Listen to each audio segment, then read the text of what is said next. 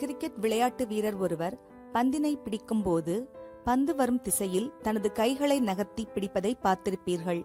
அவர் ஏன் அவ்வாறு கைகளை நகர்த்தி பிடிக்கிறார்? அவர் கைகளை விரைப்பாக வைத்து பிடித்தால் பந்து கையை பதம் பார்த்துவிடும். ஆனால் வேகமாக வரும் பந்தை அது வரும் திசையிலேயே நகர்த்தி பிடித்தால் எளிமையாகவும் வலிக்காமலும் இருக்கும். இதன் பின்னணியில் இருக்கும் இயற்பியலை பார்ப்போம். நியூட்டன் இரண்டாவது விதிப்படி F சமம் ma. a இன் மதிப்பு dv/dt. எனவே F சமம் m பெருக்கல் dv/dt. இதை F பெருக்கல் dt சமம் mdv எனவும் கூறலாம். m பெருக்கல் dv என்பது உந்தத்தில் ஏற்படும் மாற்றம்.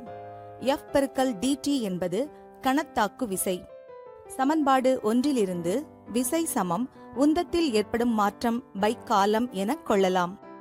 விசையும் காலமும் எதிர்த்தகவாக இருப்பதால் மிக குறுகிய கால இடைவெளியில் உந்தத்தில் மாற்றத்தை ஏற்படுத்தினால் சராசரி விசை அதிகமாக இருக்கும். கால இடைவெளி அதிகரிக்கும் போது வெளிப்படும் விசை குறைகிறது. எனவே பந்து கையில் வந்து சேரும் நேரத்தை அதிகப்படுத்தும் போது கையின் மீது செயல்படும் சராசரி விசை குறைகிறது.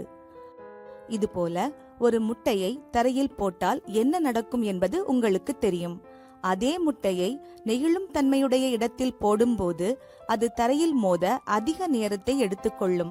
அதனால் அதன் மீது செயல்படும் விசை குறைகிறது. முட்டை மீது ஏற்படும் பாதிப்பும் குறைகிறது.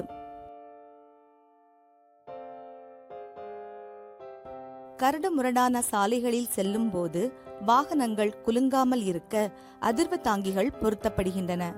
அதிர்வு தாங்கிகள் மோதல் நேரத்தை அதிகப்படுத்தி பயணம் செய்வோர் மீது செயல்படும் விசையின் தாக்கத்தை குறைக்கிறது. விபத்தின் போது ஓட்டுநர் முன் வெளிப்படும் காற்றுப்பை நெகிழும் தன்மையுடன் இருப்பதால் மோதல் நேரம் அதிகமாகி விசையின் தாக்கத்தை குறைத்து விடுகிறது. இதனால் ஓட்டுநருக்கு குறைவான பாதிப்பை கொடுக்கிறது. இங்கு சொல்லப்பட்ட விசை மற்றும் காலம் ஆகியவற்றின் பெருக்கற் பலனைத்தான் நாம் கணத்தாக்கு விசை என்கிறோம்.